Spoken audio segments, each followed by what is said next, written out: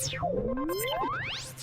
this is Cameron Parker. You're listening to the Unbelievers Podcast. There were several groups. One of the principal ones was the reptilians from the Orion complex. Without any exaggeration, it was like being on fire inside. Rats were eating you up inside. This stuff was in my mouth. It felt like it was 500 degrees. It was unbelievably hot. My first question would be, were you a member of the Church of Satan, a card-carrying member of the Church of Satan? I don't understand. There's always an argument for everything. You know, just because somebody can fake something doesn't necessarily mean it's war, and we found a life form. And that's when I started shitting my pants. So for the person who called, I am carrying an alien. An alien baby. We covered right here, okay? Okay. Something is happening. What is it? That's the question. So do UFOs exist? It depends on what you mean exist. In the United States, there are many strange and unbelievable creatures that have fascinated the general public and baffled the scientific community. These unidentified beings are known as cryptids. While much of the spotlight is paid to popular legends such as Bigfoot and the Mothman, there are many lesser-known cryptids that some consider to be equally intriguing. Tonight, the Unbelievers Podcast returns to the world of mysterious monsters to discuss the bizarre case of Dover, Massachusetts' most notorious unexplained anomaly. What were teenagers in the 1970s seeing creeping along the roads of Dover? Is it an alien, a mutated or misidentified animal? Could monkeys once again be the cause of this incident? Find out now as we discuss the Massachusetts misfit monster known as the Dover Demon. Right here on the program, we continue to learn to unlearn everything you know.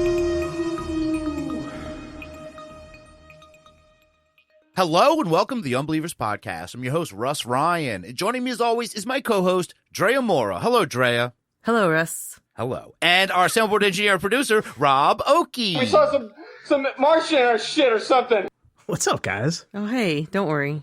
It's fine. Everything's going to be fine. So I want to say, Rob, you've been really busy lately putting songs up on our YouTube channel. All of the great Unbeliever songs from Unbelievable Podcast and from this show. You've been putting those things on YouTube, right? I've been trying to corral as many of the songs as I can and, post them so that people have a place where they can actually listen to these songs, because we have such talented listeners and unbelievers that keep sending us such cool stuff. And I feel like it's not right for us to just hoard it for ourselves. We need to put it out there for the people to hear. So I think the easiest way to do that, I know everybody wanted an Unbelievable album for the longest time, but I think still working on it. We're still working on it. But for now, a YouTube playlist is about as good as it's going to get. And I think that's what I've been working on. So because we're not going to be able to make CDs, right? There's nowhere to play CDs anymore. Yeah, so people don't really have CD players anymore. We're figuring something out, though. For now, though, this is a cool alternative. So you can go to the YouTube page. If you just go to YouTube and type in Unbelievers Podcast, you'll see a bunch of our videos. And from there, you can click and follow the channel, subscribe. And if you listen to podcasts on YouTube, you can listen to the show on there as well, because we post all of our episodes on YouTube.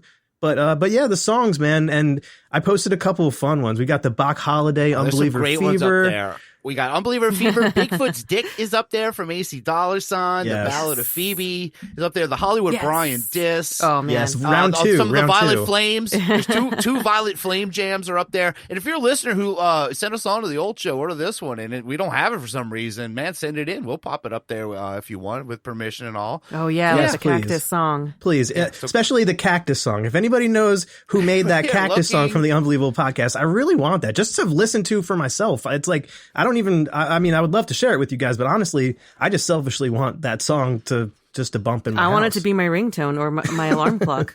Yeah, it is an elusive and mysterious beast, much like we're talking about tonight. So let's get into it now. We're talking the Dover Demon.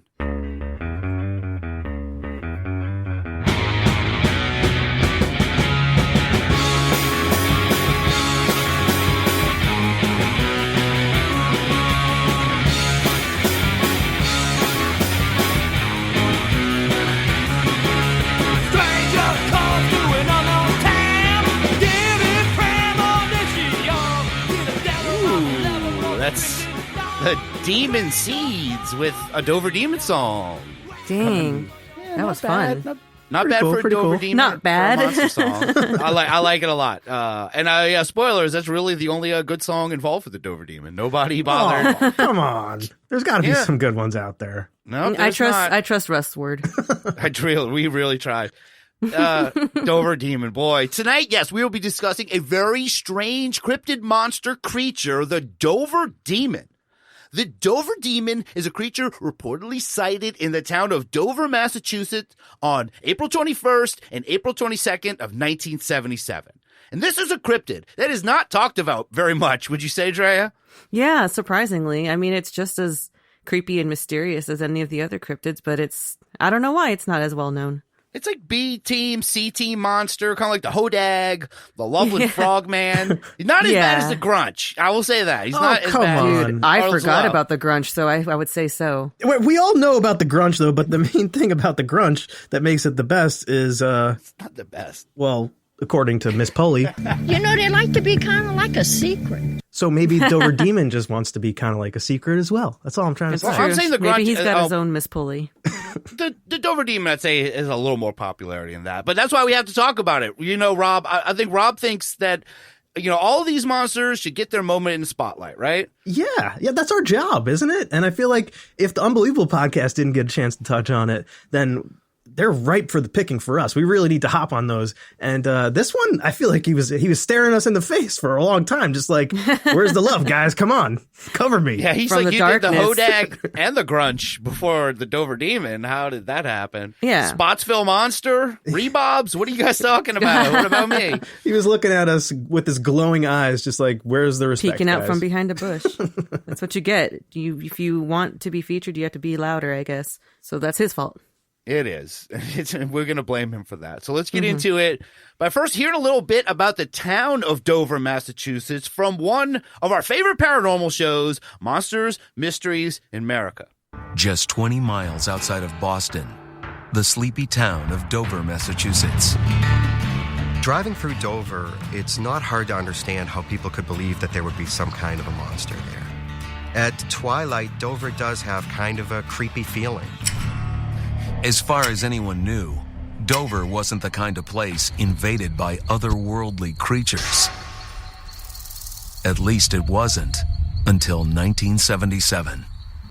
When Star Wars invaded theaters across the county. Only across the county. That's why they were freaked out. Those Cantina aliens of 77. Does line up, actually. It really does. In a weird way, it kind of does. And you hear that one guy he's talking about, he's like, man, driving through this place just at night is just creepy. I think that might just be him. I don't think there's an entire population that's spooked out every night to live in a place. Well, right? You know what? I'll defend him. Have you ever been to Massachusetts before? Yeah, no, I have not. Okay, well, Boston, I will say there's certain areas of Massachusetts, like Salem, there's weirder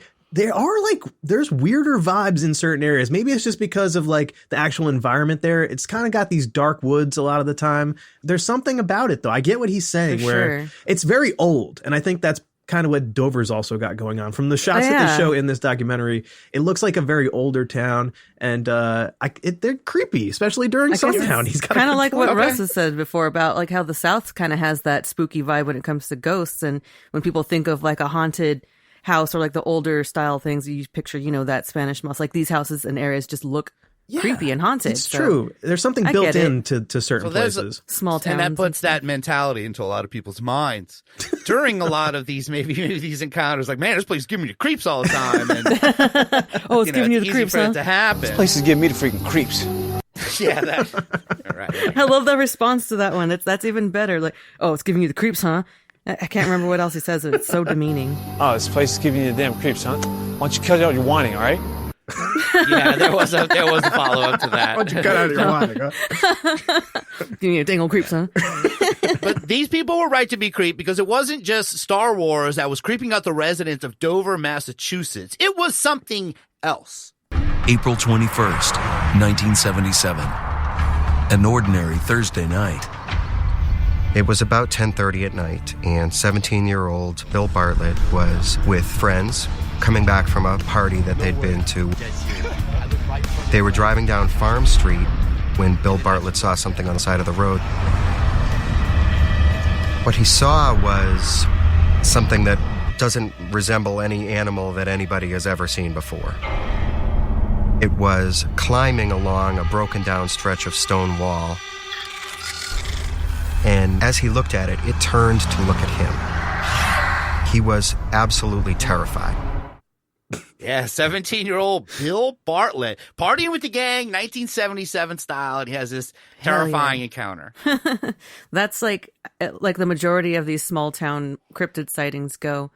And that's why maybe that's why it's not so popular. It just sounds like so many of the other ones. And this was on April 21st. This was not 420. So yeah, it wasn't that type of party. They said it was just an ordinary Thursday night. They made it sound like they were rocking, like they were listening to Kiss or something. They're rocking down the road. Yeah, I don't know. Me and my friends, we used to party extra hard on the day after 420. 421 was like a secondary holiday for us. So I don't know if that's also something that was practiced in other places around the Northeast. That was a thing in the 70s. I don't know. It could have been. That's all I'm saying. Kind of like Day of the Dead is after Halloween, and you guys just had your like smoking your roaches the day after 420. Exactly. Just saying that this wasn't that kind of party. It was a boring Thursday. They wouldn't have gone out. They were just listening to Kiss. Oh, they weren't rocking out. Thursday sounds like a good day to light up to me. Yeah, and this particular moment in this episode of Monsters and Mysteries in America, it really shows you their graphics effects people are really like doing fantastic work. I think they're holding that show together, man, especially like in these reenactments. They do a great job. That's what usually keeps me interested in the show. They really do a great job. This show just goes by, and with a great pace, they got to get all their monsters in there because there's so many, like the Dover Demon. And we know this thing is terrifying. We heard about it. It's creeping around a wall. Nobody likes that. Well, what else makes this thing so terrifying? Its head was about the same size as its body. It was really huge. It had no visible mouth, no nose, no ears, but it had two huge eyes, glowing orange. They were round, and Bill said they looked just like glass marbles. His friends were engaged in conversation. They didn't see it. He traveled down the road and stopped the car and told his friends what he had seen. Did you guys just see that? Dude, there was just something right there. His head was huge. Let's go check it out. Let's go back over there. They all wanted to go back and see if they could see it for themselves, so they turned around and they drove back to the place where he'd seen the thing. And they were too afraid to get out of the car. They didn't see it again. Dude, I'm getting out of here. Too afraid to get out, so they could have had an encounter. So only the main guy saw it because they didn't get out. And you hear that it had no faces. It looked like an unfinished snowman with like big oranges for eyes, right? Marbles, yeah, big orange marbles. They just had big orange eyes, which honestly sounds like maybe like a flashlight, like a double flashlight. Maybe they saw. They saw a flashlight with marbles for eyes. His head was huge, though. How does it eat with no mouth? That's really a difficult situation. Well, how do butterflies eat with their feet, right? Or do they taste with their feet? Butterflies eat with their feet? Look, plants don't have mouths and they photosynthesize, so we don't know about this guy. I want to know what this thing, because this thing is just like really just does look like a kind of little white blob kind of guy with a big head. His head was the same size as his body. It just doesn't look length, right. And play soundboard one. I know it's pretty stupid, but I like it. His head was huge. Let's go check it out. I was hoping you would get that one. I was like, those rods are huge, man. I think he said Ted was huge, though. I don't know. That's why I only read. Oh, Ted was huge. Ted, you stay in the car. You're not decent. He said that head was huge. That's what he said. Ted was that's huge. What he said. Who's Ted?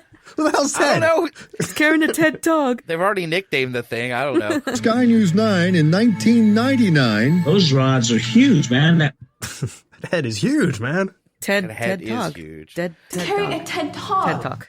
And like I said, since they chickened out, the only one to see this was Bill Bartlett. Even though this is a whole gang of 70s guys running around, they got too scared. And even though this sighting was brief, it was very meaningful to Bill Bartlett. He only saw it for about 6 seconds, but he later said, that moment when your eyes meet, that's something that you don't forget.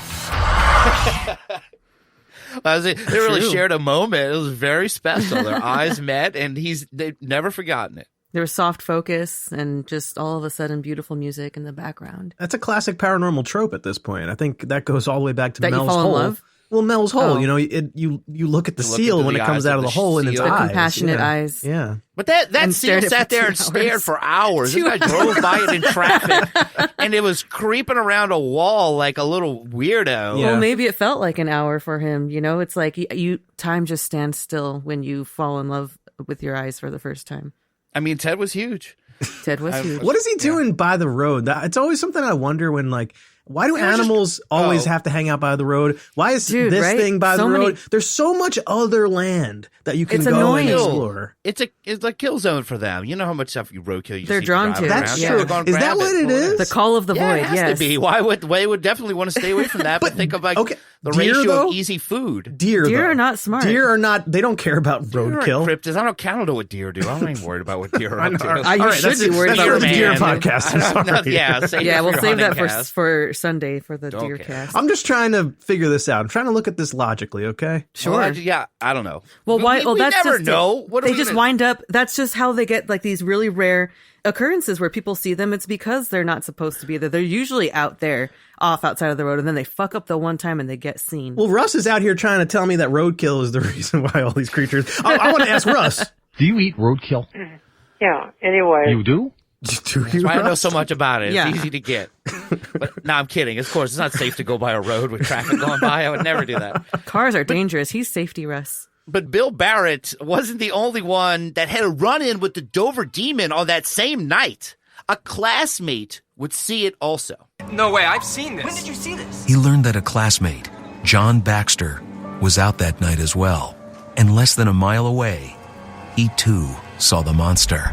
John Baxter had an encounter with what became known as the Dover Demon only a couple of hours after Bill Bartlett had had his encounter. John Baxter was walking home from his girlfriend's house. It was 12:30 in the morning. It was dark. He saw something walking towards him on the road. At first, he thought that it was a friend of his who lived nearby, but as he got closer, he realized it couldn't be his friend. It was too small. Is that Dan creeping along that wall with no features? No, wait. Is that Ted? No, Ted's huge. Yeah, what kind of friends does this guy have? Who the hell is this guy hanging out Yeah, with? that can't be my friend. That's too small. I don't hang out look, with it's small Rudy. He's little coming, but- creatures. What? It's Your Rudy. what is? Yeah, I don't know. That's really a weird. Maybe like, he has. Maybe he's friends with like kids, like little. Yeah, I hope kids. not. Babysit people. Did you hear John Baxter with a girlfriend brag? It's like, all right, we get it. Yeah. You have a girlfriend. This is a monster story. She's not a part of it. We didn't need to know. I love that like reaction when he shows it. He's like, I saw that same thing. It's like, of course you did. Of course you saw the Yeah, same bro, exact you did creature, too. and you just so Sure, happen to Jan. know this other guy who saw the Okay. same thing. I'm glad we're starting like this. So I want to say this. So this guy, John Baxter, I'm pretty sure he's 15. The other guy, Bill Bartlett, is 17. I don't know. When I was 15, I don't think I was going up to 17-year-olds. Like, we'll get into it, but they are Sometimes. like comparing drawings they're making, and their drawings are terrible. One of the drawings looks like a wiener dog with like the Cantina alien's head on it, like the guy from the Cantina band is like on a wiener dog's head, like something from Mars Attacks. I'm like, and they're like, yeah, that's what I saw too. I was like, you did not see. Well, how bad are you at being a cryptid if like the first person that someone shows a picture of, they're like, I've seen that thing. Like, you're not even trying to hide. You're not even trying. Like, obviously, this must either be a really small town or you're just really bad at hiding if you're the Dover Demon, because everybody's it's a pretty little much of seen both. you, dude. That's what a lot of people end up saying, and they criticize these cryptids for getting seen, but it's like, man, they're just going about their business, and we humans are like expanding into their freaking domain. So I'm just shit, saying, dude, you got to keep your guard up if you're the Dover Demon, man. You're trying to just keep be a hiding. secret, You're right? not allowed to exist. You can't And be walking running around a out in the neighborhood. open. It's like in a neighborhood where this guy and his girlfriend run into it, and it wasn't a short friend that John Baxter saw. It was the Dover Demon. Now he's looking at this thing as it's coming closer to him, and he's calling out to it. Who is that? Who's there? It wasn't getting an answer. He took a step towards it, and suddenly it ran incredibly quickly into the woods on the left-hand side of the road. He could hear it as it ran through the trees and bushes, and he followed it. He actually stumbled down an embankment, jumped across a little stream, and now he's looking at this thing that is in the tree line about 25 feet away. He could see its fingers wrapped around the tree. It was very small, the size of a small child, but it had a huge head and eyes that glowed white as he looked. He realized he didn't know what he was looking at. Yeah, this was like an action movie, man. This makes Bill Bartlett and his friends sound so lame. This is running through fences and jumping over ditches. Yeah. And he's chasing this wild baby around. Yeah. It's very good storytelling. I was gripped right now. Bill's friends wouldn't even get out of the car, Rob. They wouldn't even get out of the car. This guy's jumping over stuff, and he's like, I got to catch this giant-headed child. I got to draw the parallel. Around. I hate to do it again, but this sounds a lot like E.T. This sounds like the story, like, this reminds me of, like, when he gets his older brother, and his older brother's friends are like, dude, what the fuck? What is that shit? What is that weird wrinkly baby? Yeah, and, like, chasing it through the woods, that whole thing. I'm just imagining... Like, now that I'm thinking about it, Dover Demon... I'm starting to think Spielberg ripped this off, but this came out... Well, yeah, this happened in 77. Wait a minute. Like 3 years before E.T. came out, 84 right? or something. Okay, Yeah. kind of like how Close Encounters and everything, with like the description of the grays and the big eyes and everything. Yeah, okay. Yeah. I don't mind that parallel being drawn, Rob. There might be something to it. He's just got an E.T. vibe right now, is all I'm saying. Yeah. It's 1977. This guy's chasing cryptid babies, running all over Dover aliens for all we know. What is going to happen next? And then he starts to feel like this thing is ready to jump. He turned around and ran right back up the embankment back to the road, and he didn't look back. 2 sightings, 2 encounters with a living, breathing creature that simply made no sense. Yeah, so far, this creature makes no sense. So he ran away because it was, holding a tree? He says it's going to jump on him? Yeah. That is pretty scary. You don't want him to have the higher ground. It will. No, never. And from the animation, from what they show in the show, you don't want that thing coming at you, man. The way he's scurrying around the woods is actually pretty creepy. It's not the greatest. You don't know what it can do. Did you hear that sound it was making? It kind of reminded me of Freddy, how it sounds just like tape being pulled and shit. Oh, creepy. Right, yeah. That is. I don't think that's not an actual recording of the Dover Demon. This is it's not? This is a reenactment. Damn. Yeah, this is Monsters and Mysteries America. Fooled me again. A lot of great sound work, but it does help do it. That is a big part of the creepiness, I think, of that show in general, right? Is it the soundtrack that they have to? Yeah, that's what I was saying. Like, whoever produces that show and their team of like that's the saving grace. Their team of visual artists and their sound effects designers really do make that show a whole. It could be so much worse. It really could be so much worse, but they do a great job on that show. I think they actually. I'll just go back to Drea's side. I think they probably talked to some of the people involved. Like, what would it sound like? Like, you remember when Freddy sounded like tape?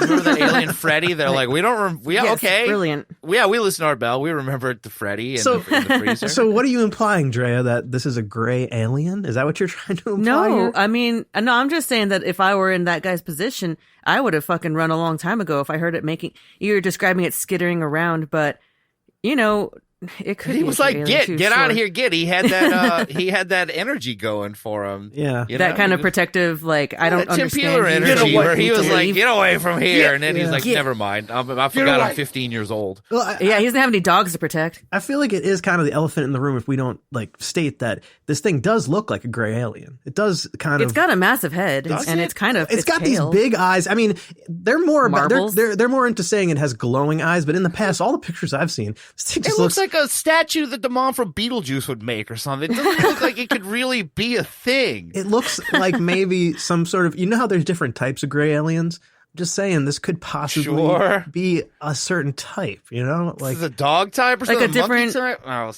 related to a gray alien. Yeah, it could be a type of alien. It's not like a Zeta Reticulum gray. It's like a. No, it wouldn't be running away if it were. I don't know. I don't know what the word is, but or it's different. a cryptid monster, Rob. Yes. Or it's a cryptid monster, a mutated creature. No lights in the chupacabra. Sky. No one got abducted. People interdimensional, possibly. Let them psychic. Then on top of it, sure. This is also all taking place in the Bridgewater Triangle, which is like. Hold on, save that. I got some notes about that. We'll debate that a little bit. Didn't even realize that. A third person would also have an encounter with the Dover Demon, and. Before they actually get to that part, they do a recap of that John Baxter experience after a great commercial break, and they add a very important detail for us unbelievers. He became very frightened. What is this thing? He's thinking, what could this be? Maybe it's a monkey or... And then he starts to feel like this thing is ready to jump. This thing is maybe planning its next move. So he turned around and ran right back up the embankment back to the road, and he didn't look back. All right, that's an important thing to add. Monkeys might have been the cause. God he damn said it. The idea that monkeys was the cause of this incident was totally ridiculous. It's totally that thing was ridiculous. planning its next move. That monkey was planning every move, and he knew it. And yeah, play soundboard too. I got a new one for us. He's thinking, what could this be? Maybe it's a monkey or and he never says horse? anything else after. He just Monster? keeps going. Or horse? I don't know. That actually does go You along can put pretty. those together. This Yeah. I like that. Then this finally we get to the point where all we do is just put soundboard clips together. But let's hear that mashup. He's thinking, what could this be? Maybe it's a monkey or You might be thinking, horse? Monster? So good. Love it. All right, now we got a great Dover monkeys thing. So monkeys are on the table. Dover monkeys. Well, this would be the Dover monkey if it's not the Dover demon. Oh, how dare you! But now monkeys can be demons.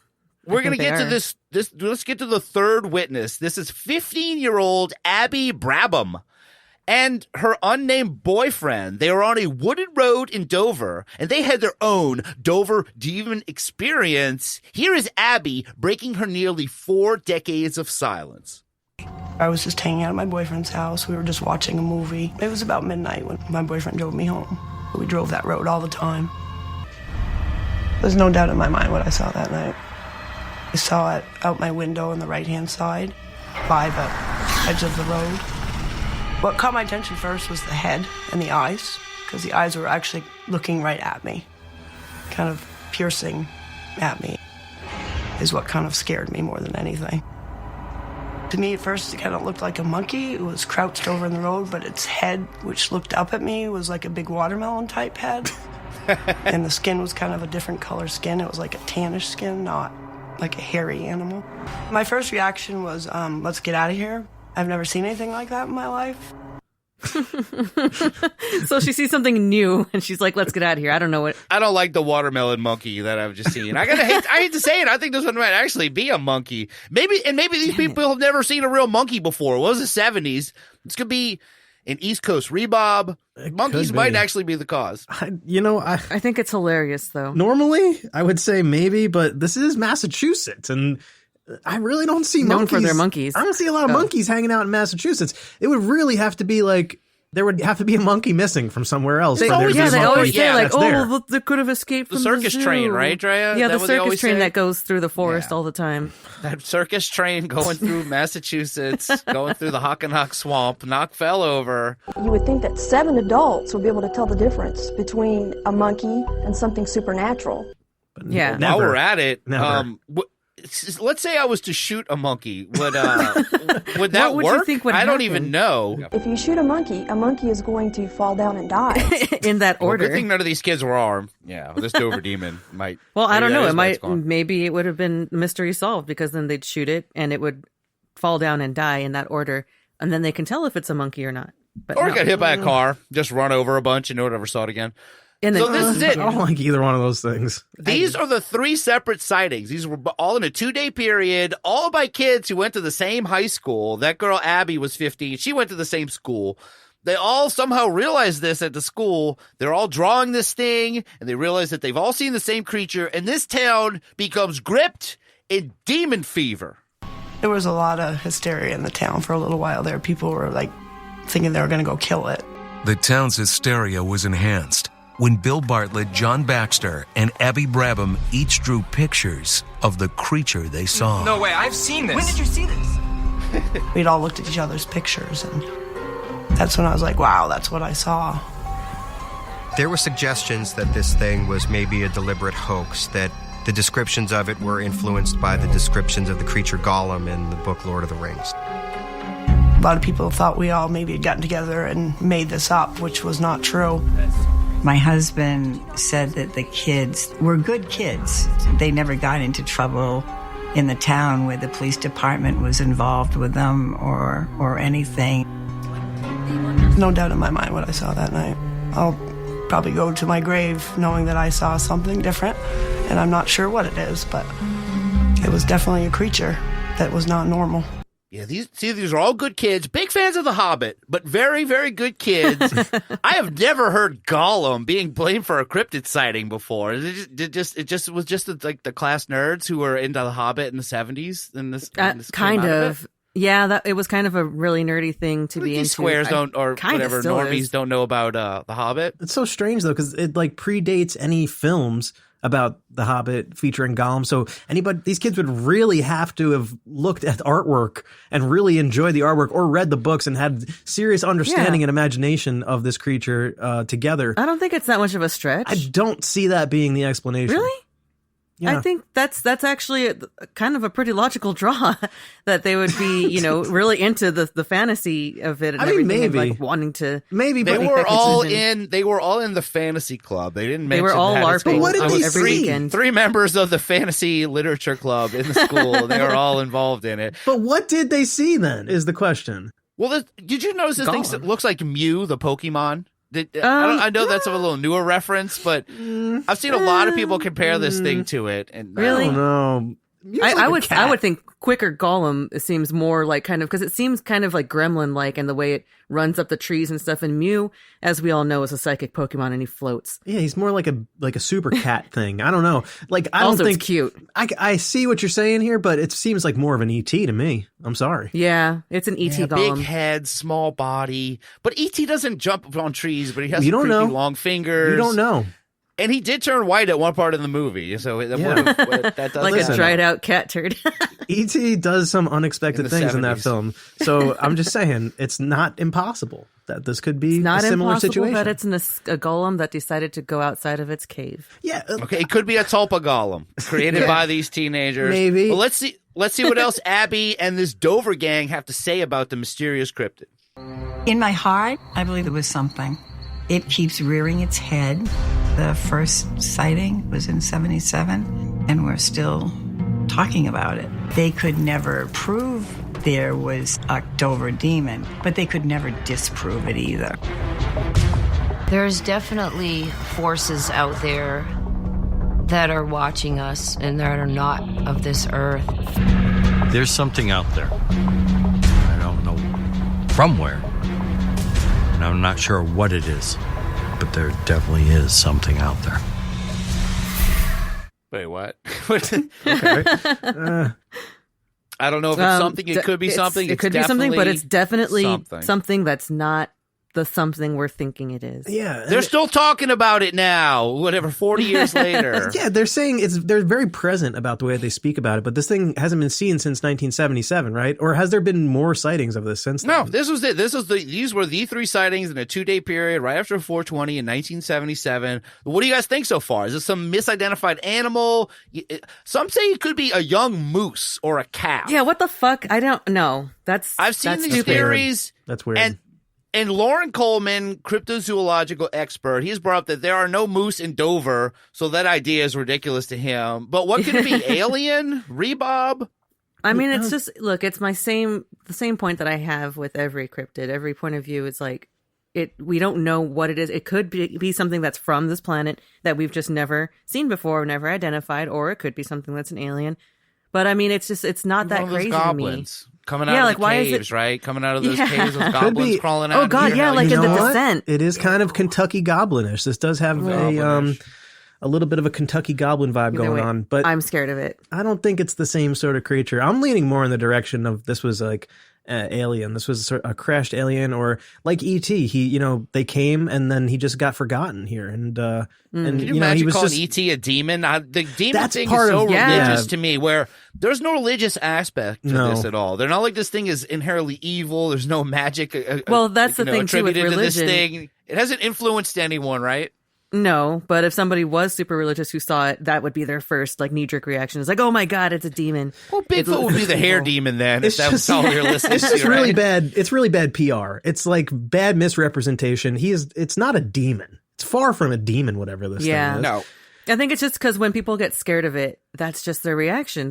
They don't understand it. It's probably just as scared of us as we are of them, like spiders. But the alliteration of Dover Demon is hard to resist from calling. Oh, yeah. It's got great marketing, which I'm surprised True. it doesn't have more going for it. So maybe that's good PR. Maybe they want it to be scary. No, you're going to have this cool, this badass image here. Well, like the Dover alien just doesn't have the same ring to it. The Dover, what is that? The Dover creature? No, it's like the Dover demon. Let's just roll with something. it, It would be the Dover definitely something, according to actual witnesses. Like the Dover definitely something happened. He's so old though. He'd be so old at this point. This Dover demon. He would be. I don't think it's still alive. That's according to them.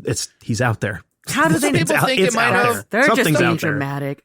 Yeah. People that believe in things like the interdimensional Sasquatch and stuff like that feel like this is maybe just one of those monsters that was just spit into our universe for a day. It freaked out a couple of teenagers who didn't really do anything about it, and then they just drew it, and that's all we know of it. Maybe maybe this happens all the time, and it just got caught. If an alien is spit into the woods and no one's there to see it, then did it really get spit into the woods? Well, I mean, part of it is also this location. I don't want to get too into it because I know you're going to cover it, Russ. I'm going to talk about it right now. So this location. Perfect. The Bridgewater Triangle. This is something we've talked about before. Yeah. This episode of Monsters and Mysteries in America, this was a Bridgewater Triangle special. It was featured different paranormal events in that famous triangle. But I looked it up. Dover isn't technically in the triangle. It's about 30 miles away, 30 miles north. Oh, that's close enough. It's adjacent. It's adjacent. Does it really have to be an exact, triangle where all the angles add up to 180? Lauren Coleman invented this whole triangle anyways. Like, we need a land triangle so we don't have to get boats to find monsters. We need a land triangle where all this weird stuff's going on. I got a Hockomock Swamp. Yeah, it's just a triangle-shaped thing. It's like when you try to tear a paper in the shape of something, it's going to have its weird irregular borders. It's fine. It counts. Yeah. Well, I'm going to bring this up too then. No, Rob. Then this is also the reason that it isn't in that Bridgewater Triangle documentary. Because that thing just focused on Bigfoots and ghosts and Pukwudgies. They would have loved to add a demon in there. Yeah. And, but this show is just like Monsters and Mysteries America is like, whatever, close enough. Yeah. We want to talk about different things. I think it makes more sense. Maybe the other place was just, the other people who did that documentary, they just didn't know about it. They didn't include it because it's such a lesser known one, and they did their jobs bad. Then Pukwudgie had more juice going for it than the Dover Demon. I almost feel like to them, I guess. Its proximity is close enough to the point where if they didn't connect these things or try to associate them, it would almost be like they weren't doing their job properly as Monsters and Mysteries in America. That's what I because think. It is so close. It's so close. And it's like, you know what I mean? Deserves at least an honorable mention, right, Rob? Yeah, at least. I would say sometimes the barrier expands a little bit to this. That's why triangle. I didn't call this episode Bridgewater Triangle Dover Demon. I don't want anyone coming after me. The guys that made that documentary are really nice guys that did that good Bridgewater Triangles. Because we took the Pukwudgie clips from the same episode. Yeah. Where he's going, chew! He wants chew! Chew! He wants chew! Yes. Oh my God, I totally forgot about that one. Because he does that same bit in the Bridgewater Triangle documentary, but he's like, chew. He wants chew. And in Monsters and Mysteries in America, he's just like amping it up like crazy. Yeah, That's how we use those. They did like a Jeff the Mongoose voice. I almost spit my drink out when I got to this part. Hey, come here and check this out. Yeah, that's... I wasn't expecting it. So as it hit me, I was just like, holy shit, wait, I forgot about this guy. Yeah. But Dover Demon did make the cut in that. And many times at this point of the show, I will talk about when whatever topic we are covering hits the big time by being featured on a popular show like Unsolved Mysteries or Mountain Monsters. I don't know, maybe even Creepy Canada. But unfortunately, the Dover Demon has never really broken through to pop culture in any way. It did get close. Not yet. Because it was featured on an episode of the Animal Planet show, Lost Tapes. What? Oh, God. Do you guys remember that Lost one. Tapes? Yeah, was that the same one that did the Jersey Devil? We did they did the Jersey Devil. We talked about the Thunderbird incident where that kid broke his leg. They were skateboarding, and his friends left him in those Thunderbird infested woods in the dead of night. Yeah, So- the worst What reenactments. was the name of that Kickapoo? Something like that. I don't. Yeah, Hockomock Swamp? Is that the one? Hockomock Swamp. No, that's Bridgewater. That's Bridgewater. Get my swamps mixed up. Yeah, as you do. Lost Tapes devoted a whole episode to the Dover Demon. The show begins with a brief recap of the 1977 incidents with the world-renowned cryptozoologist Lauren Coleman. They actually got Lauren for this episode. That was a real treat. And here he is giving his assessment of the Dover Demon, accompanied by some badass metal riffs. It's almost as if the Dover Demon popped into our reality and popped out. I don't know what the Dover Demon is. but I definitely know they had a real interactions with something. Yeah, I think Al Jurgensen from Ministry scored this show. It's like, wow. I've never seen Lauren Coleman sound so badass. And Lauren Coleman, look, he's not going to say it's an alien. Somehow that didn't pan out in his research, but it is real to him. And I do trust Lauren Coleman as far as cryptozoological monsters go. Yeah, me too. Like I like his outlook in general is pretty sound. Because I'm somebody who is equal parts skeptic and then not just wanting to believe it so bad that I do, but it's like, okay, some of this holds water, some of it doesn't. But the whole, I don't know, the whole idea of it just popping in and out of existence. Well, if you say anything with enough confidence while you have heavy metal playing behind you, it just sounds that does right, make me feel better about so it. It's kind of, I think he's nailing it. You right just there. tend to believe them more. That's what I mean. The metal is. Yeah. So here now, let's hear the setup for this thrilling Dover Demon Lost Tapes. In April 2007, unemployed construction worker Chad Hurlis recruited his wife Shanna and friends Glenn Diffie and Royce Best to shoot a fake video about the Dover Demon as a hoax. The scheme was timed to capitalize on increased publicity surrounding the 30th anniversary of the first sightings of the notorious creature. However, deep in the woods of Dover, Massachusetts, their deception took a deadly turn as the group learned the creature they believed to be a joke might be all too real. These are their tapes. So these guys are going to make a fake video to capitalize on. Oh, you remember all that buzz surrounding the 30th anniversary of the Dover Demon, 2007? It was just, you couldn't avoid totally. it. It was everywhere. Yeah. No, I'm sorry. So immediately hateable though to paranormal enthusiasts, right? Like we're just going to go out and fake something and we're going to capitalize on it. It's like kind of what we're against. I think this is the first time where right off the bat they're just saying that it's fake. That like we're filming something fake. We're filming a fake paranormal thing. Usually they keep that part pretty under wraps. This show is very Inception because think of Dover Demon's fake. So it's a show about fake lost tapes, about them making a fake tape about a fake monster. It's like 3 layers of like paranormal bullshit going on all at once. Yeah, there's like WandaVision level complications going on here, levels to this They had shit. great names though, because you had unemployed construction worker Chad Hurlis and his wife Shanna. Then the side characters were Glenn Diffie and Royce Best. I wonder if that's his real name. Names? Royce Best? Royce Roy's Best never or this Royce man's real Best, name. something like that. Roy is not this man's real name. True. So as this lost tape begins, this Dover Demon lost tape, we see Chad Hurlis, the main BS artist, reminding his wife and accomplice about his plan to make a fake Dover Demon video. We were talking about earlier. Remember yesterday? No. The Dover Demon thing? Oh, you were serious? Yeah, baby. Oh, wow. Come on. But you were with me yesterday. You know it's hot. It's what's out there now. It's gonna make us so much money.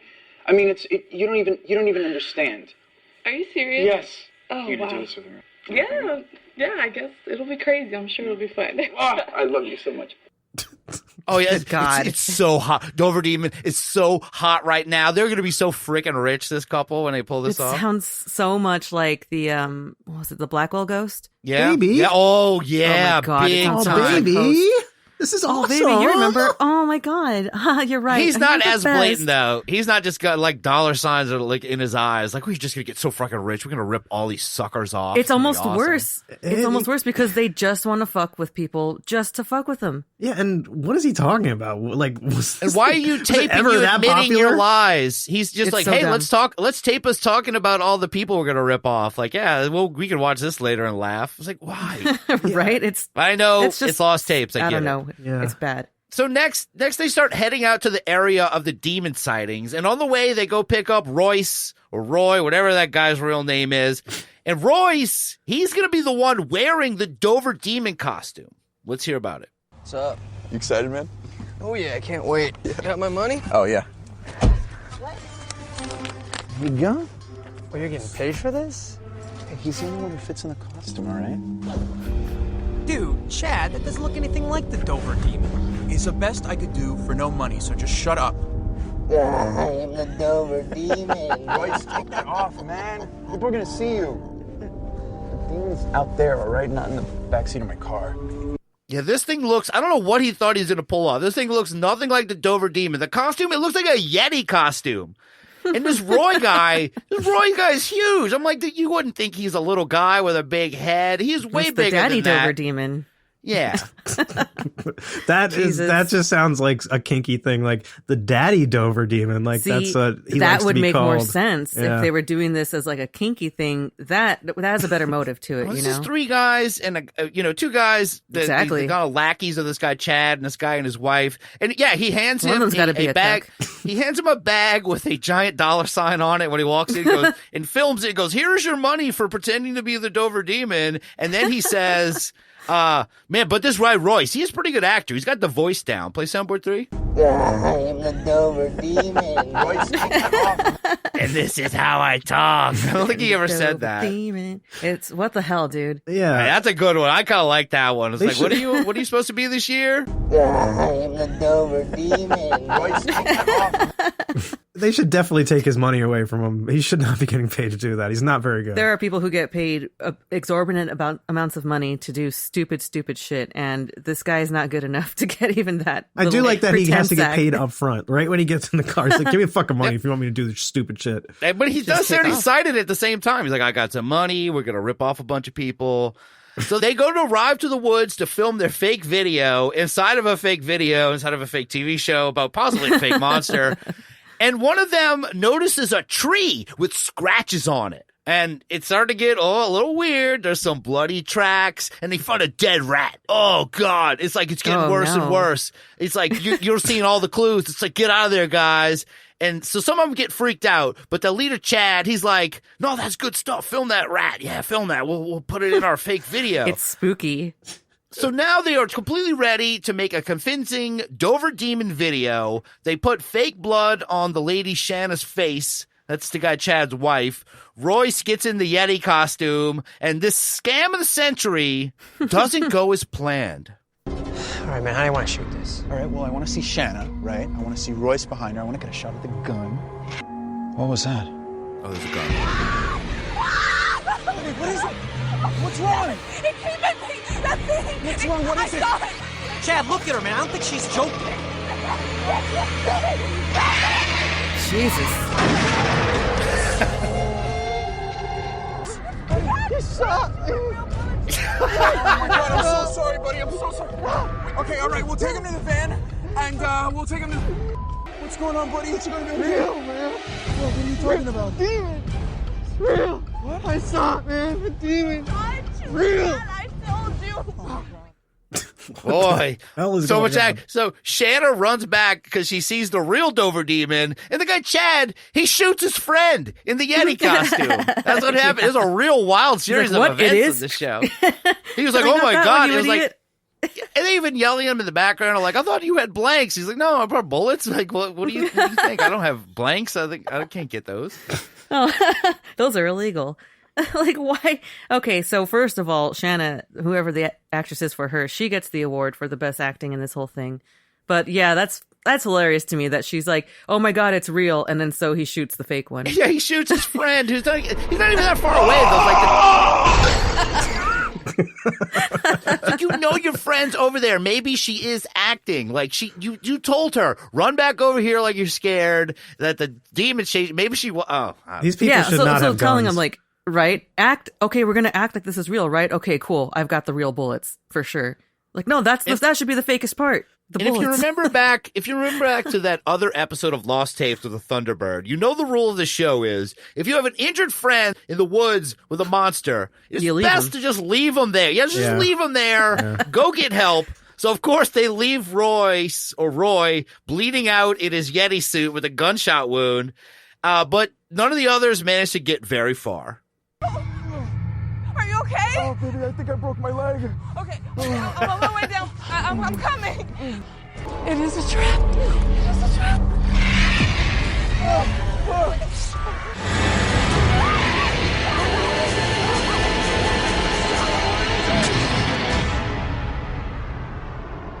Of the 4 that entered the Dover woods that April night, no one returned. Whoa. The bodies of Chad and Shanna Hurlis, Glenn Diffie, and Royce Best were never found. But blood discovered on the ground and on the tattered remains of the demon costume was identified as theirs. Footage supposedly depicting hidden creatures is often revealed to be a hoax. However, sightings of these mysterious beings continue. Unexplained phenomena that leave us wondering, do they live among us? And every unknown creature is a murderer, according to this show. The little Dover demon, you heard the guy Chad, he ended up breaking his leg because this thing's setting traps. It's like, I don't remember any of that in the field study of the Dover demon. Lauren Coleman never said this thing was setting traps for people. It's not the Puckwudgie. It's like exactly what happened with the other one too. Didn't the guy break his leg in the other episode? Yes, like you the said, kid they broke left his him. leg. That's what the writers just do the same story for every single cryptid. It's like they just want team it goes to into seem woods, as one breaks leg, possible. madness ensues. Gets abandoned, somebody gets shot by their own team. Yeah. Like, really, the only danger is them. The original story sounds like it gets scared of him and it runs away, but this one's like the Predator. Like, he's out there, he's got traps ready, he's ready for people to come in there, he knows what he's doing, he gets someone to shoot the other one, he's doing these psychological games to him. Yeah, it's getting them to turn on each other. The Lost Tapes has this thing about fetishizing all of these cryptid situations and turning them into horror movies. Is really horror what it's situations, all about. yes, horror situations. Yeah. But this is literally all that the Dover Demon has inspired, unfortunately, is this and a couple other things. But this Lost Tapes, it wasn't all bad, though. They did have Lauren Coleman and a biological anthropologist named Jessica Alfaro, and she had a very interesting theory on what she believed the Dover Demon actually was. There are a couple of ideas that I have, but all of them are exotics.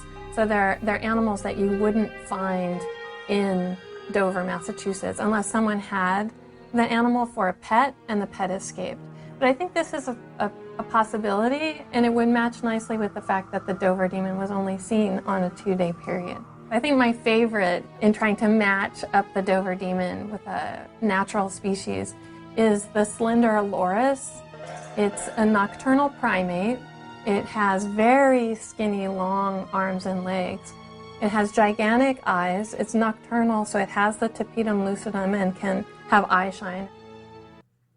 The slender loris. So monkeys maybe was the cause. And when they show the slender loris, it does have those glowy eyes. It's a nocturnal white monkey with spindly fingers. I think they saw a slender loris. I gotta look this thing up real quick. I'm looking it up right now. Slender loris. It's freaking tiny. It fits in your hand.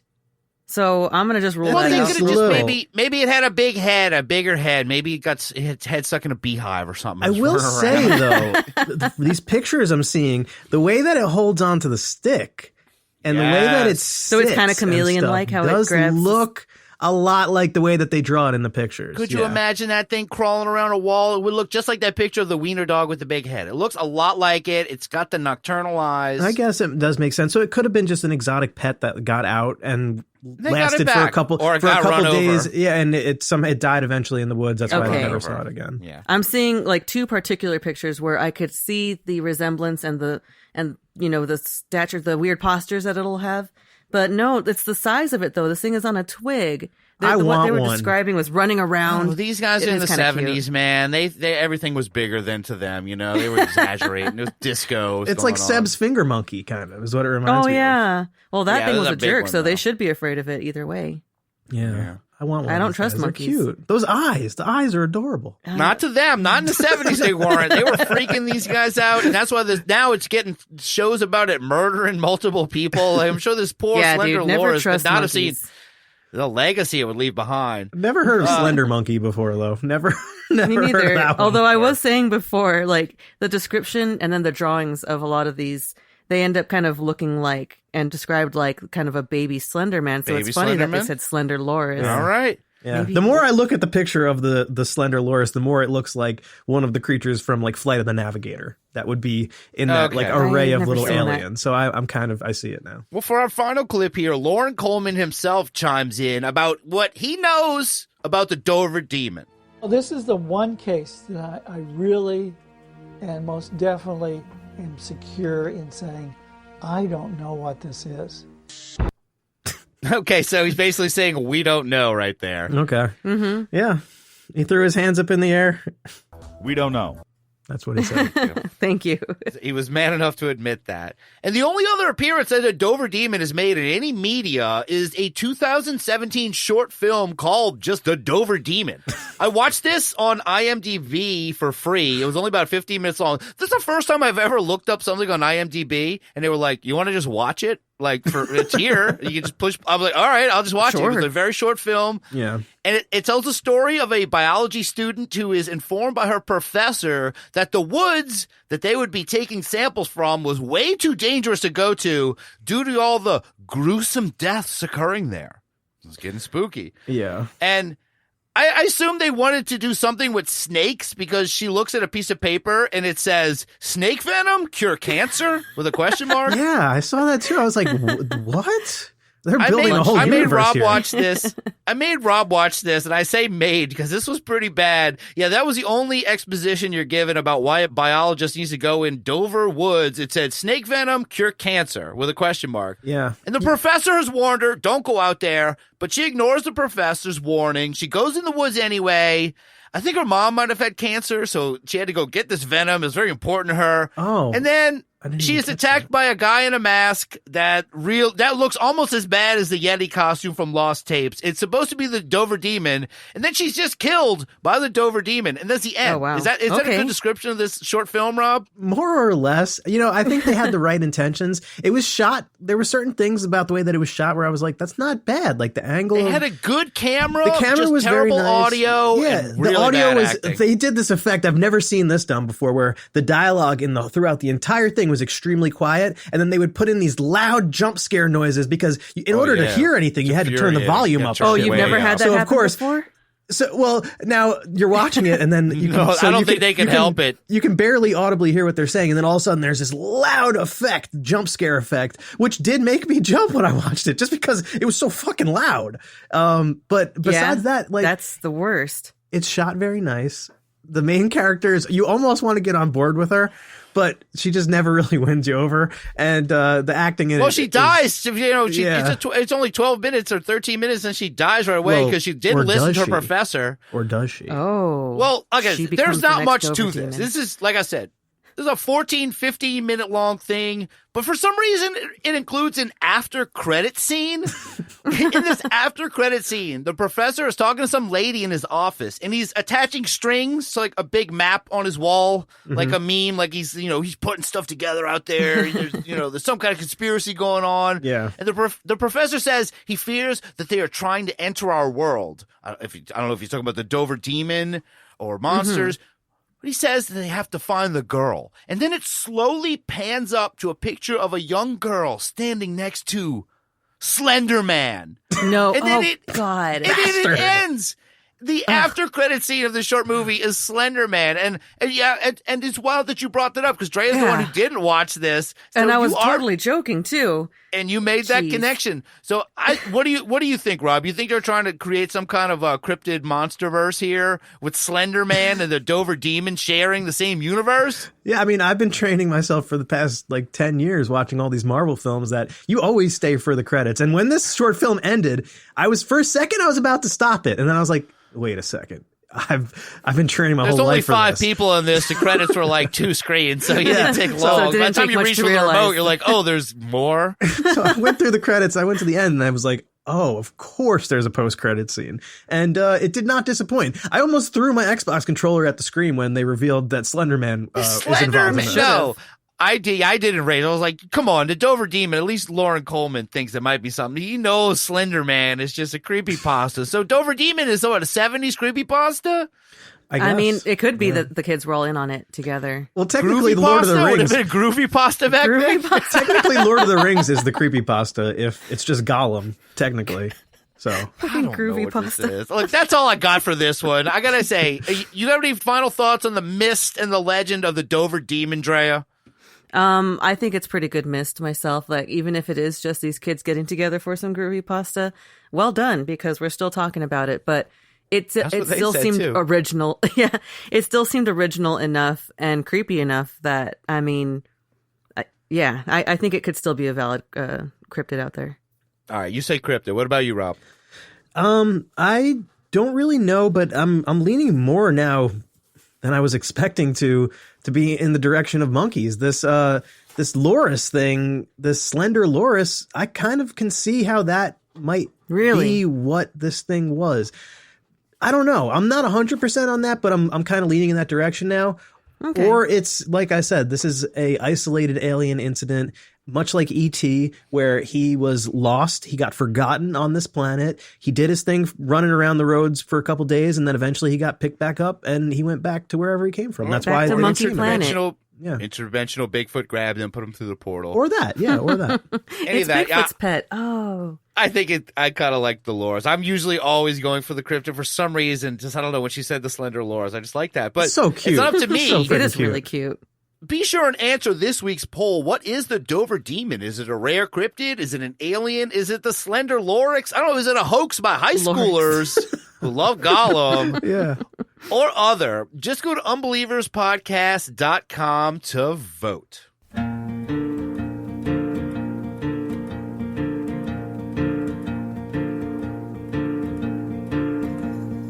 All your troubles will come after you.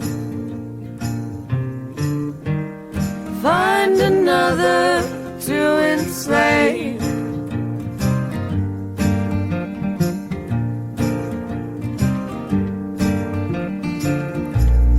Tell your mouth to run away with truth. It's just a great song from a giant dog. Like the album cover of this actually, the cover for this actually kind of reminded me of the Dover Demon. But like I said, there's not a lot of good Dover Demon songs. So now I feel like it's my personal mission to find a really good Dover Demon song. I feel like after all this talk, now I need to find one. Or you can just make one. I played it in the beginning. Yeah, played it in the beginning. That was the good one. Yeah. But, boy, yeah, Dover Demon. Definitely I usually don't lean to the more grounded, normal answer. But I'm just going to want to for this. I don't know the idea of two 15-year-olds and a 17-year-old in one school, and it's still around today. It's still, you brought up, it's not as big as like Flatwoods, but it's, like I said, B team, C team. It's definitely more popular than Hodag and more interesting ones that we've talked about. Yeah, and yet Dover, Massachusetts has not taken it upon themselves to, market this or got so exploit much going it or on there. something. I mean, Amelia and Ghost in New England will tell you, I mean, like I said, this is right outside of the Bridgewater Triangle. They've got Puckwudgies, they got Bigfoots, they got aliens. This is probably pretty close to Amelia. She's probably pretty close to where this went down, I would guess. I know Massachusetts is a pretty big state, but it's possible. It is possible. Sorry, I come from California, so I'm like, is it? You're like, but I mean, a right. lot goes on for it being that size state, Yeah. It's got a pretty big concentration of spooky shit going on. Yeah, it does. And that's why we covered a lot of stuff from this area. I mean, we did our Bridgewater thing was just talking about Puckwudgie. I honestly thought this would be a continuation, but I didn't want to get in trouble with those guys from the Bridgewater Triangle documentary, because they were nice enough to reach out to us and be like, hey, we liked your Puckwudgie thing. You're like, I almost said, thanks for not making fun of us and that other show. I forgot didn't use about that. They were nice. They were really nice about it. We just used their great intro, and then we... Because that shit was legit creepy, though. The Puckwudgies, like that... I mean, I'm sorry, I'm probably pronouncing it wrong, which is going to infuriate some people. No, you got it. I thought so. It's just that was like a thing that we had going on. I forgot about that. I think I blocked that out. All right. But something I'm not blocking out is that we got some great Unbelievers voicemail bags this week. So let's go to the Unbelievers voicemail bag. The Unbelievers mail bag. Ooh, right in the mailbag. Hey man, check your mailbox. Hey, you got some new mail over here. Mailbag. The mailbag is cool. Mailbag. Sup, bitches? It's mail time. Woo! All right, getting back to the Unbelievers podcast voicemail bag. Don't forget, send us some voicemails at 469-420-0114. Well, we had a couple good ones this week, right, Rob? Yeah, I mean, I hope they're good ones. I haven't listened to them. We don't listen to these things in advance. We just get on here, we play them, and oh man, it could be something terrible. It could be something completely. If they're hearing it, making fun it's of fine. us. Well, I'm going to say the Unbelievers. are always a good lot. There's never anything that we've never. I don't think we ever cut out any. We've never had a bad altercation. Great ever. listeners. Well- Unbelievers are the best. Let's hear it. Google Voice does try to break it down, so they give you like a text version of it. So sometimes I'll skim through that just to make sure it's safe. Generally, we're always good. But yeah, let's check it out. Here we go. Ready for the world of weird? Buckle up for a wild ride as I, Joshua P. Warren, the Wizard of Weird, bring you the strangest of the strange. Each week, I'll have a power-packed show with mind-blowing experiments you can do, breaking news from the field, ancient secrets, and so much more, all truly amazing. I'll be your personal guide behind the scenes of the bizarre, so get ready. You won't hear this special content anywhere else. Tune in each week to Strange Things with Joshua P. Warren, heard on the iHeartMedia app, Apple Podcasts, and wherever you find your favorite shows. All right, block this number. Block this number right away. Okay. But he reached out to us It's personally. unknown. It's an unknown number. They block their phone number You know before they what? call. Unknown makes sense. It's so mysterious. Now, I do know about this. Joshua P. Warren, P.P. Warren, SOS Hall of Fame member himself. He does have a new podcast that's not that dumb podcast where he talked about alien sex that we made fun of in our very first episode. He's got a show called Strange Things, not Stranger Things. Yeah, very original. But it is on the Coast to Coast AM podcast network. Coast to Coast started their own podcast Of course network. it is, and we dude. will get into that this season. Believe me. We better. Can we join their network? No, I don't think they'll ever let us on there. Drea, we're going to talk about the shows on the Coast to Coast AM podcast network and treat I hope them we as do their- more than just talk about it, Russ. Oh, we will. We will make fun of them and clip them and have a great time. This to is be the kicked cryptid off. of podcasts, so we will break it apart this season. Trust me. So it's a there's monkey. There is more PP coming this season, along with all his other psionic friends. I Great. promise you that is on the back burner coming. All right, let's hear another one. Please don't be a commercial for something we're going to hate. Hey, Unbelievers. Unbeliever Raymond or Harley Warren here. Listened to your most recent show about animal cattle mutilations. It reminded me of a podcast I once heard ages ago. I can't even remember which one. Probably not as good as the Unbelievers. In any case, certainly they presented a pretty interesting theory, I thought. It revolved around most of the cattle mutilations take place in parts of the US where the government had previously tested nuclear weapons, blown up above ground, atmospheric and underground explosions. And they theorized that the cattle were being taken by government operatives, and certain parts of them were being taken to see if long-term effects of nuclear radiation from weapons was like.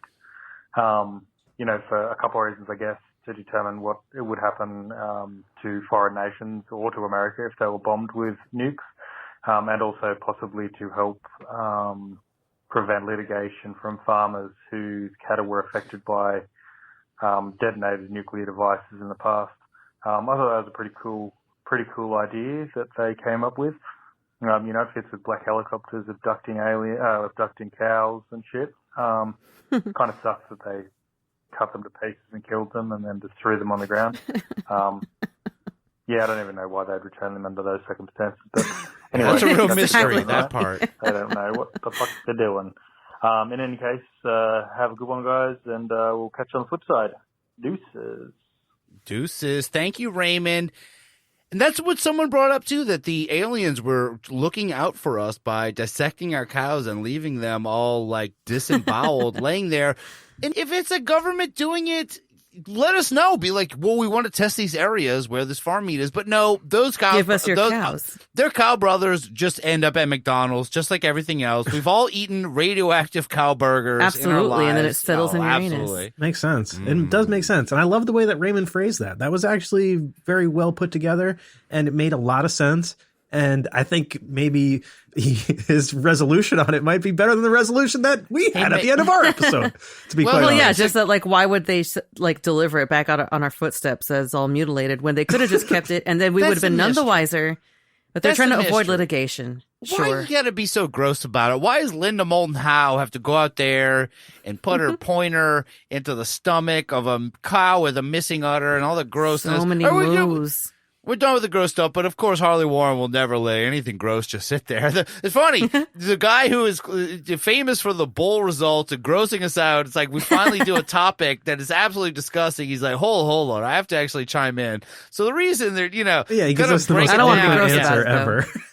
And I want to say thank you again, Raymond, this season. If you've seen any of the wonderful images that have accompanied our show this year, I've been hitting up Raymond almost every week. Like, I hey, really like the signs one. Can you make me a cow with the Unbelievers logo on it? Can you make me a crop circle with our logo? And Raymond has delivered. See a cow design for a T-shirt. Can you make us time travelers? He's done it all this year, and as soon as we're finished recording, he'll probably have to do some of the Dover Demon. That's how it goes, Raymond. But Raymond's the best. We appreciate it, and that's it. Thank you, Raymond, and that's this week's Unbelievers Voice Mailbag. The Unbelievers Mailbag. Ooh, right in the mailbag. Hey, man, check your mailbox. Hey, you got some new mail over here. Mailbag. The mailbag is cool. Mailbag. Sup, bitches? It's mail time. Woo! Drea. Yeah. You know what time it is. We got time for one more thing. It's everyone's favorite what? Bowl results? Oh, segment. God damn it. You threw me for a loop. Everyone's favorite segment. Yeah! Smooth as ever. This week's poll. What is responsible for the animal mutilations? And the choices are aliens, deranged people in helicopters, cultists, the government, or other. I'm going to ask you, Drea Mora, what do you think the Unbelievers said? Aliens. I mean, it's aliens. It's got to be. What do you think, Rob? It's got to be deranged people in helicopters. That's complicated. Congratulations, Drea. Drea with 8.7% of the vote. Aliens, helicopters, 0%. Right. Cultists, 0. Government, 0. Everyone's in on aliens. Go aliens. Everyone's in on aliens. But, of course, there are others. What is responsible for the alien mutilations? Sloppy French cheese scientists. They left debris everywhere. They signed Nuka-Cola, my blood is in it. Very good, Nuka-Cola. They left debris everywhere. Come on, French cheese, you got it? What is responsible for the animal mutilations? One of you host boys want to fill my warm panzerotti with some spicy sausage? XOXO. Signed, Pam Scarfano. I don't know. I don't think she's talking to you, Drea. No, Rob? Thank God. Rob just has to say this. So you don't have any videos of people swallowing rods? No, not yet. Okay, thank you.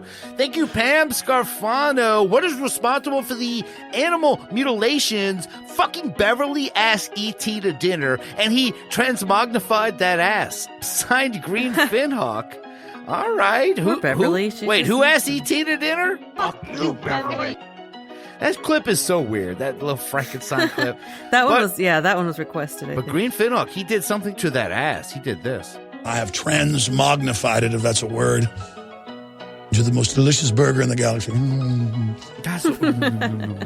Thank you, Green Finhawk. What is responsible for the animal mutilations? The animals themselves. They are life force conscious, experiencing the form of a mutilated cow. They needed to grow and ultimately be. Oh, but you didn't sign off. Everyone who drops deep wisdom never signs off. Because they run out of room to think.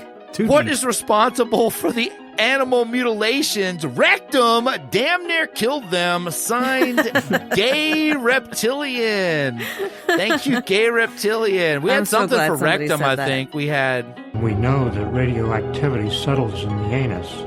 No, the anus rectum close. I didn't catch it earlier, but yeah, Rob, this is signed Gay Reptilian, so I think they want to hear... We don't get in bed with the reptilians, okay? It's gay for one thing. We don't do that. Oh, right. Thank you, Gay Reptilian. What is responsible for the animal mutilations? If you think it's aliens, let me stop you right there. P.S. It's never aliens. Signed, Unbeliever Cord Heinous Anus. Jesus. Wow, okay. That's It's what I was never worried about aliens. doing such a gross episode. But if you think it's aliens, what? Whoa. Hold on, he's just going to take me out like that. Wait, is that not Wait, what's supposed to be? Is it? Okay. It's I'll supposed to be stop you right there, haters. But Oh, here we go. Thank you, Aliens Unbeliever Cord Heinous Anus. For those haters out there who think this is fake, I'll stop you right there. There you go. Right, here we go. What is responsible for the alien animal? I keep wanting to say alien. I'm Don't sorry. mutilate the aliens. No one's mutilating maybe we aliens. should. We wish that was the case. What is responsible for the animal? God damn it. What is responsible for the animal mutilations? Moo.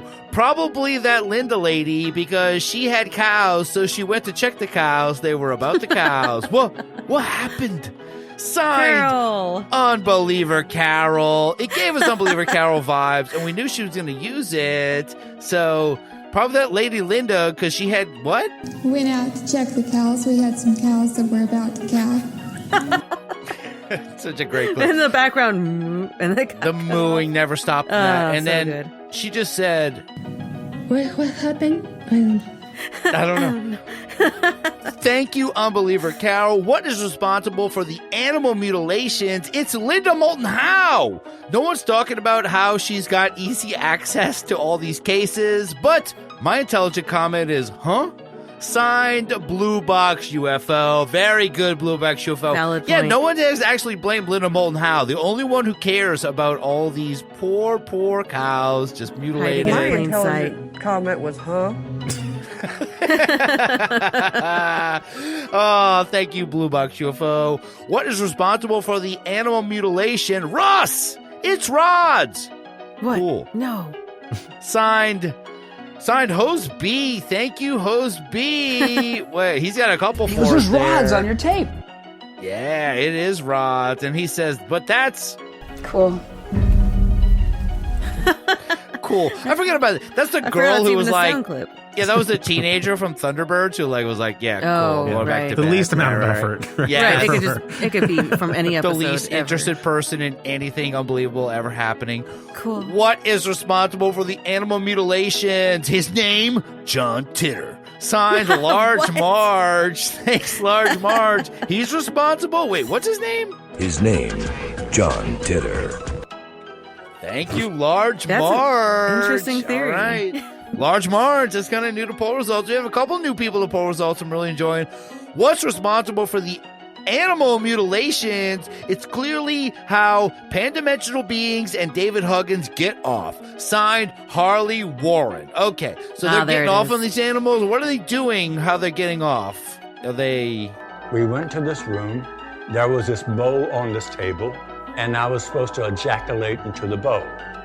All right, is that what you're getting at, Harley Warren? Of course. We hear it. Thanks, Harley Warren. Awesome as always. What is responsible for the animal mutilations? Deanie Petty. She's sus. Signed, Lid Vicious. Oh, I don't...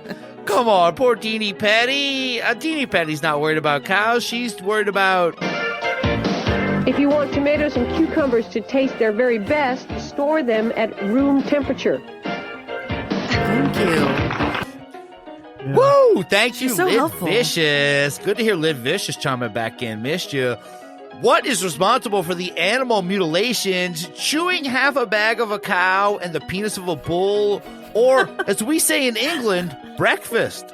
Signed, K. Mill. Oh, God. We didn't need to know that, and we also knew it was from you. I think we deep down knew that. I had a I feeling. think K. Mill and Raymond kind of feud to gross us out the most, which is pretty good. A pretty I think good they meet up feud. for I like- brunch.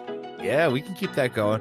What is responsible for the animal mutilations? Big, thick kids. Oh my God. Oh, God. Signed, the Wombat Preservationist. Oh, got a couple in there. What is responsible?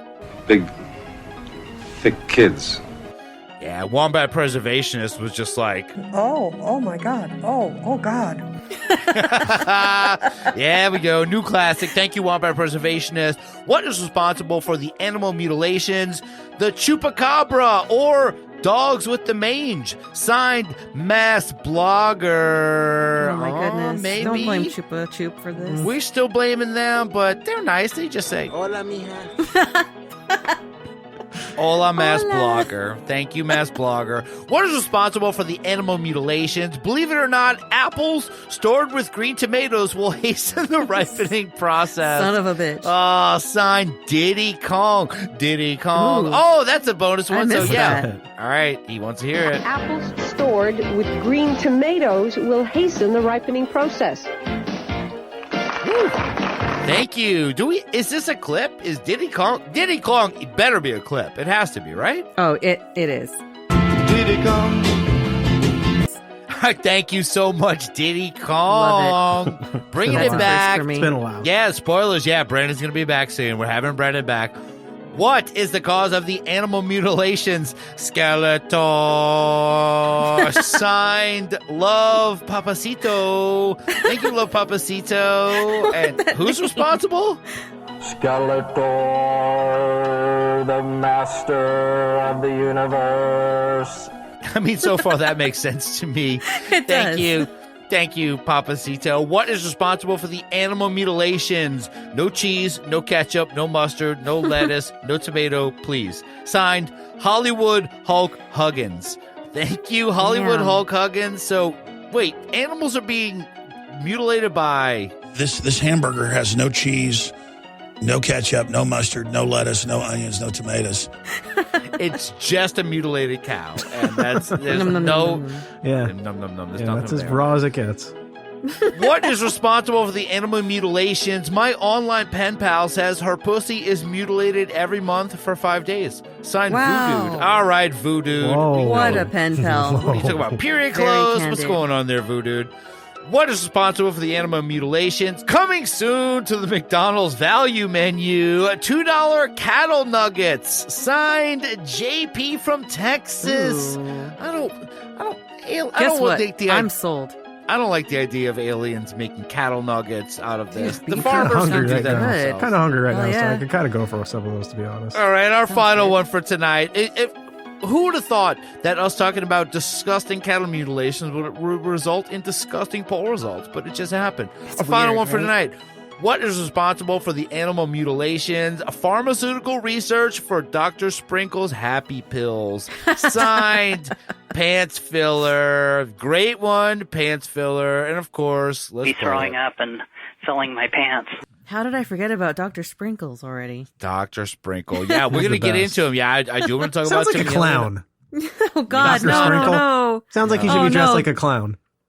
That makes this like 10 times worse, Rob. We sound more like a Jesus. Stephen King thing that he thinks is super spooky, but he's really old. He Dr. doesn't kinda get it. Sprinkles, Yeah, like- he Dr. knows. Sprinkle. Or he sells ice cream. Coring rectums of cows. He drives an ice or cream he truck. sells ice cream. He drives an ice cream can't truck. wait That's to be- nice. All right, let's Yeah. get through this. I can't wait to be done talking about disgusting cows. So, let's hear what was some good ones this week. We had Nuka Cola My Blood is in it with a sloppy French cheese scientist. They left debris everywhere. We had Pam Scarfano with one of you host boys want to film my warm Pamzerati with some spicy sausage. XOXO. We had Green Finhawk with fucking Beverly asked E.T. to dinner and he transmognified that ass. You didn't sign off. Yeah. We had the gay reptilian with rectum damn near killed them. We had Had to. unbeliever. Ding, ding, ding. We had unbeliever cord heinous anus with if you think it's aliens, let me stop you right there. P.S. It's never aliens. We had unbeliever Carol with moo moo moo. Probably that Linda lady because she has cows, so she went to check the cows. They were all about the cows. What happened? We had Blue Box UFO with it's Linda Moulton Howe. No one's talking about how she's got easy access to all these cases, but my intelligent comment is, huh? That's so two We people in a had- row said it was Linda. Two people Yeah. in a row. I like a lot that. of people That's very think telling. Linda is actually just murdering these guys. We should have put her as an option. We should have. She is Yeah. always on the scene. How did very we not concerned. see this? That is how it usually works. The murderers always return to the crime scene. That's usually how this goes Yeah, down. and she's returned a million And times. she's gotten away with it for almost like 40 years. Yes. That's insane. 40 years of looking into cored out cow anuses. Linda Cheers Moulton to you, Howe's Linda. legacy.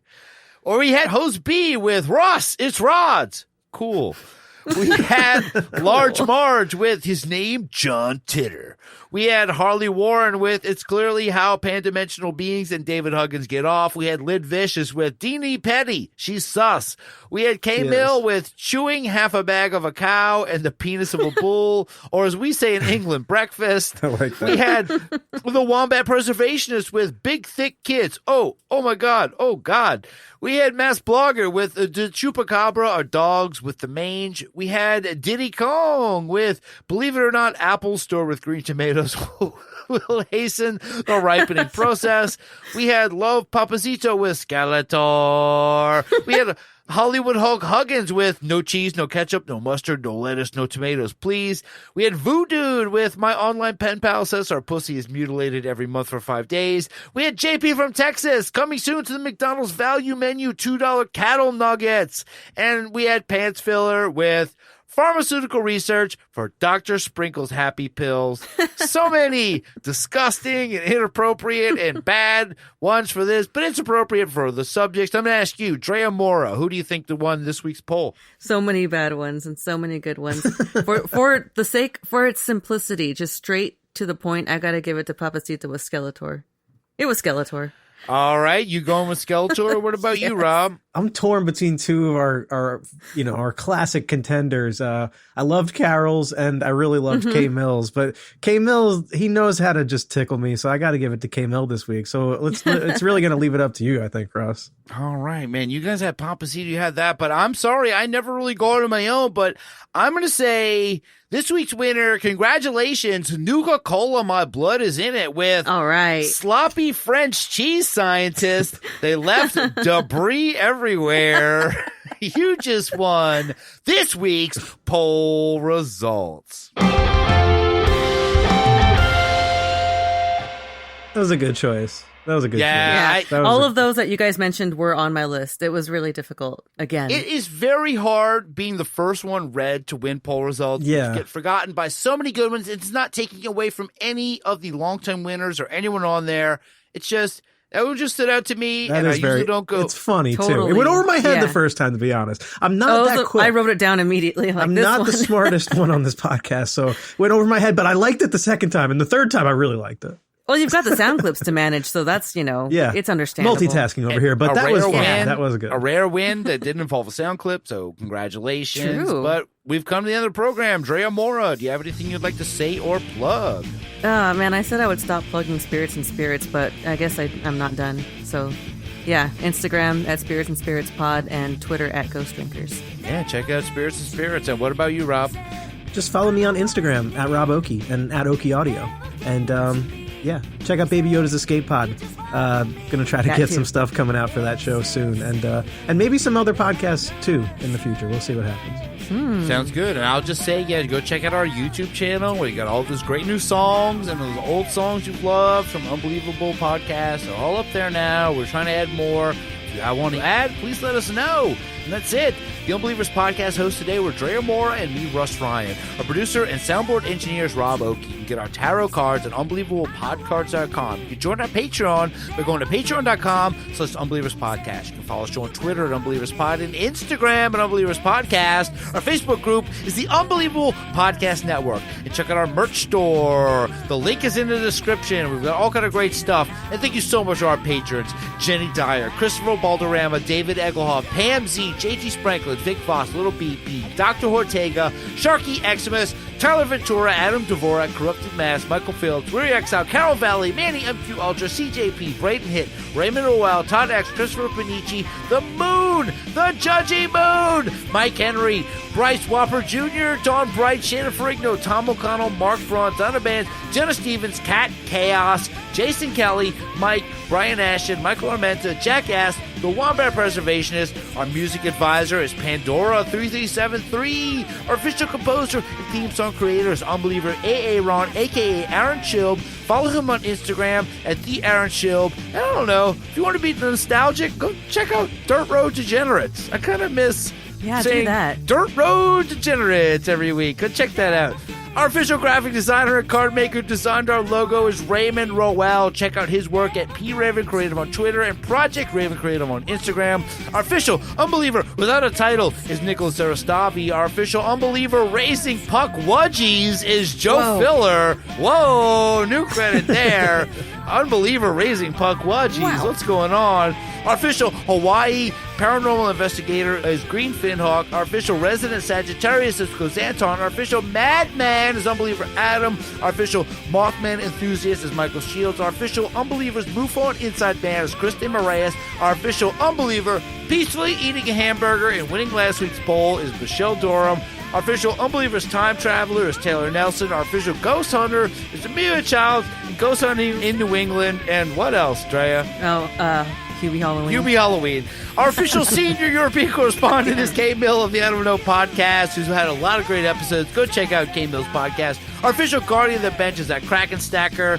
Our official alien bopper is Nunchuck Bob.